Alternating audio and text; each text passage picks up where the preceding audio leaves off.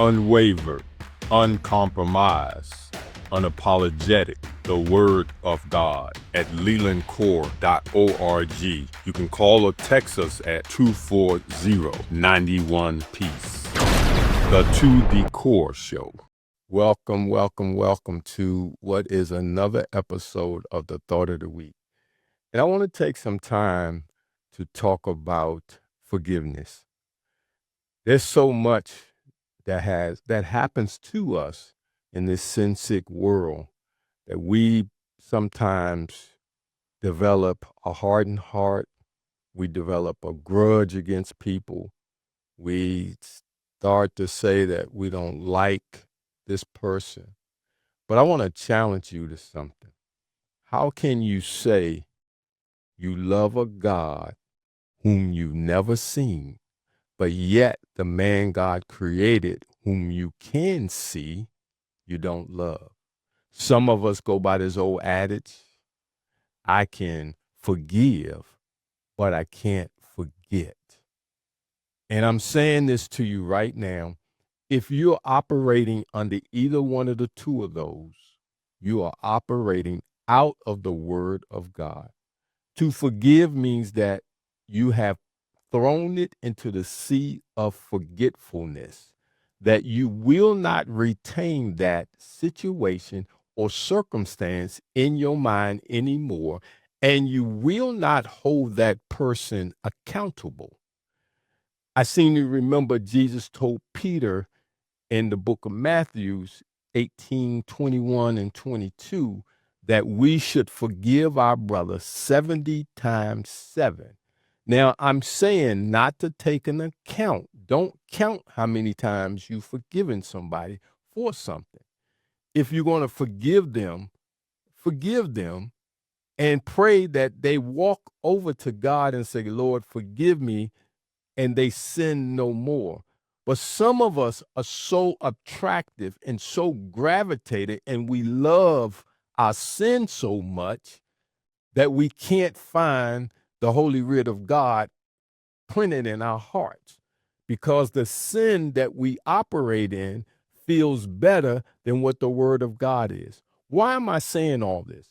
For a couple of reasons. One of the reasons I'm saying that we have to forgive, stress is what happens when we throw up a wall against someone.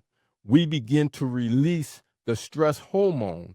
It's already in our body, but when our body stays in that stress mode by holding anger, harboring hatred, harboring anything against a brother, you are now causing that stress hormone to rise with inside of you, and you are damaging your own temple.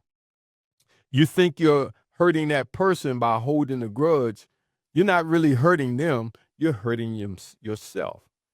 And so the other thing that we have to be careful with, when we hold on to that stress, we make ourselves so sick. I want to record this, and I want you to think about this. 90% of the time that we go to the doctor, we are carrying somebody else's stress to the doctor, which making us feel bad.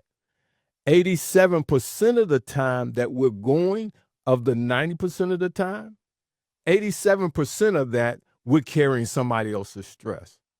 What I'm saying to you is this becomes now the power of prayer and forgiveness. We've got to forgive our brothers, as the book of Matthew's recorded, 70 times 7. And we've got to walk away from that thing and not pick up these worldly attitudes and ideologies and says, yeah, I forgave him or I forgave her, but I ain't going to never forget. You might as well not forgive the person, because you're still holding on to that. I'm going to say this to you, my brothers and sisters. Let's try this.